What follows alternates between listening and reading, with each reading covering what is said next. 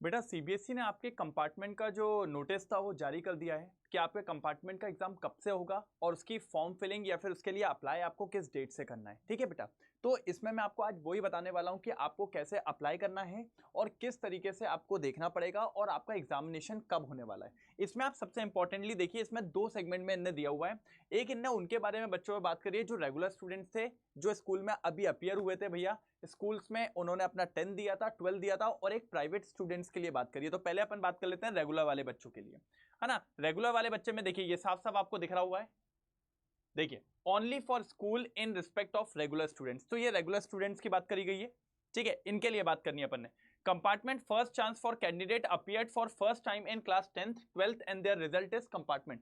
जिनने अभी 10th का एग्जाम दिया था, जिनने अभी 12th का एग्जाम दिया था, जो रेगुलर स्टूडेंट थे, उनकी जो कंपार्टमेंट आई है ये उनकी बात करी गई है। ठीक है, अब यहां पर बात करेंगे अगर वो 12th क्लास में है तो देखिए improvement of performance in one subject in class 12th subject to the condition of valid combination of subject as per date sheet. मतलब बेटा जो 12th क्लास का बच्चा है वो एक सब्जेक्ट में इंप्रूवमेंट या कंपार्टमेंट दे सकता है। वहीं अगर मैं बात करूं 10th क्लास के लिए, तो 10th क्लास का बच्चा जो है वो दो सब्जेक्ट में दे सकता है। देखिए improvement of performance up to 2 subject in class 10th, तो 10th वाला 2 सब्जेक्ट में दे सकता है और 12th वाला कितने सब्जेक्ट में दे सकता है बेटा, एक सब्जेक्ट में दे सकता है। आगे अगर बात करें तो देखिए compartment third chance student who appeared in class 10th and 12th for first time in 2024। मतलब कोई ऐसा बच्चा है जिसने 24 में एग्जाम दिया था, फिर उसकी कंपार्टमेंट लगी, उसने तब दिया, है ना, फिर उसके बाद उसने 25 में भी दिया, तो उसका क्या हुआ, थर्ड चांस हो चुका है। तो उसको यहां पर नहीं, वो करेगा प्राइवेट वाले सेक्शन में। देखिए a separate circular for private candidate as also been issued and is available on CBSE website. जो मैं अभी इसके बाद बताऊंगा, अगर कोई थर्ड चांस वाला बच्चा है जिसने 24 में पेपर दिया था, फिर उसका कंपार्टमेंट और अभी 25 में दिया है और अभी भी उसकी कंपार्टमेंट है, तो बेटा वो प्राइवेटली करेगा, स्कूल के थ्रू नहीं करेगा। स्कूल के थ्रू कौन करेगा, जो फर्स्ट टाइम वाले हैं।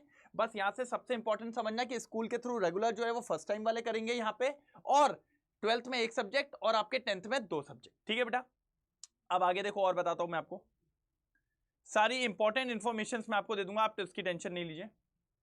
देखिए ये सब आप एक बार रीड कर लीजिएगा।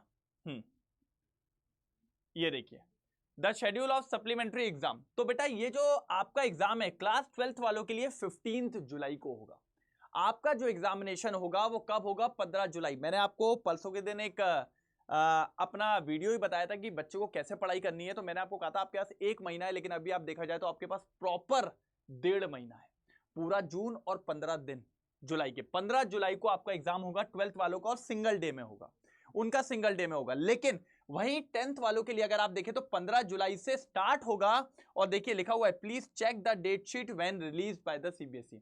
इसकी डेट शीट रिलीज हो जाएगी, किसकी, 10th वालों की। लेकिन 12th वालों का 15 जुलाई का रहेगा और only on single day, single day में हो जाएगा। ठीक है बेटा, यहां तक कोई दिक्कत तो नहीं, यहां तक कोई प्रॉब्लम तो नहीं। नीचे चलिए, मैं आपको सारी इंपॉर्टेंट चीजें बता रहा हूं, ठीक है। ये एलिजिबिलिटी क्राइटेरिया, इसको भी आप देख लीजिएगा। अब यहां आते हैं, देखिए 15 जुलाई ट्यूसडे के दिन है आपका किसका, क्लास 10 से चालू होंगे, और यहां पर 12th वालों के लिए तो ओनली 1 डे है, एक दिन में ही समाप्त हो जाएगा। ठीक है, अब थोड़ा सा फीस के लिए देख लेते हैं क्या फीस रहेगी। पहली बात आप याद रखिए कि इसके फॉर्म्स जो चालू होंगे वो चालू होंगे 30 मई से। हाँ, कंपार्टमेंट के लिए जो आप फॉर्म फिल करेंगे वो कब होगा, 30 मई से, मतलब फ्राइडे को चालू होने वाला है, और कब तक होगा, 17 जून तक होगा। कब तक, 17 जून। यहां तक कोई लेट फीस नहीं लगने वाली। अगर स्कूल इंडिया में है तो 300 रुपए सब्जेक्ट, अगर स्कूल नेपाल में है तो 1000 रुपए सब्जेक्ट, और अगर आउटसाइड इंडिया है तो 2000 रुपए पर सब्जेक्ट। ठीक है, नेपाल के अलावा कहीं है तो 2000 रुपए। उसके बाद अगर आप लेट हो गए, आपकी 17 तारीख निकल गई, तो 18 तारीख और 19 तारीख 2 दिन आपको लेट फाइन के साथ आप कर सकते हैं। लेट फाइन जो रहेगी वो रहेगी 2000 रुपए। तो मैंने आपको यह बता दिया कि यहां पर कौन अप्लाई करेगा, जो स्कूल वाले हैं जिनने अभी 10th और 12th का एग्जाम दिया था, प्राइवेट की बात नहीं हो रही है। ठीक है, दूसरी बात, आपका एग्जामिनेशन 12th वालों का कब होगा, 15 तारीख को, 15 जुलाई। 10th वालों का 15 जुलाई से चालू होगा, डेट शीट आपके पास आ जाएगी। तीसरी बात, आपको फीस स्ट्रक्चर बता दिया है। और चौथी बात मैंने आपको क्या बोला, कब से स्टार्ट होगा ये फिलिंग, 30 मई से। ठीक है, 30 तारीख फ्राइडे से। आज क्या है आपका, आई थिंक वेडनेसडे है, फ्राइडे से हो जाएगा। आज 28 है। दूसरी एक और बात इंपॉर्टेंट यहां पर कि 12th वाले एक एग्जाम दे सकते हैं और 10th वाले मिनिमम 2 एग्जाम दे सकते हैं, कम से कम 2 एग्जाम दे सकते हैं। ठीक है बेटा, तो ये आपको पता होना चाहिए, यहां तक तो कोई दिक्कत की बात नहीं है इसमें। फिर ये दे दिया कि कैसे कैसे आप पेमेंट कर सकते हैं, तो पेमेंट का प्रोसीजर आप देख लीजिएगा, ठीक है। अब आ जाते हैं अपन प्राइवेट वाले पे। ये प्राइवेट वाले, तो प्राइवेट वाले में कुछ नहीं है, ओनली फॉर प्राइवेट कैंडिडेट। यहां पर दो बच्चे होंगे, एक तो जो प्राइवेट दे रहे थे और दूसरा जिनका थर्ड चांस है, अभी बात करी थी अपन ने, ये देखिए compartment third chance, compartment first chance. बाकी बेटा बिल्कुल सेम रहेगा, कोई भी इसमें चीजें चेंजेस नहीं है, बस प्राइवेट वालों को यहां पर अप्लाई करना है प्राइवेट वालों को, ठीक है। तो ये चीज आपको पता होनी चाहिए। वैसे ये वाले बच्चे बहुत कम होते हैं, लेकिन आप ध्यान रखिएगा प्राइवेट वालों को यहां पर अपन को अप्लाई करना है, ठीक है, कोई दिक्कत की बात नहीं है ना। एक चीज और बस,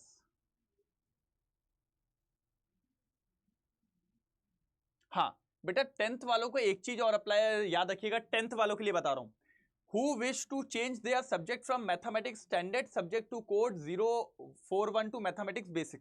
जिनके पास अगर मैथमेटिक्स में कंपार्टमेंट है, अगर उनका स्टैंडर्ड था तो वो बेसिक्स में चेंज कर सकते हैं, और बेसिक था तो वो स्टैंडर्ड में चेंज कर सकते हैं। ये करा जा सकता है 10th वाले बच्चों के लिए, ये 12th के लिए तो है ही नहीं।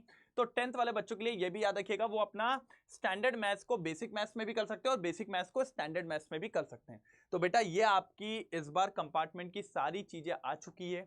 बेटा अब पढ़ाई करना चालू कर दो। मैंने पिछला वीडियो बनाया था कि किस तरीके से आपको पढ़ाई करनी है, किस तरीके से आपको चीजें करनी है। 10-10 दिन के स्लॉट बनाइए, आपके पास टोटल अभी से देखा जाए तो मोर देन 45 डेज हैं।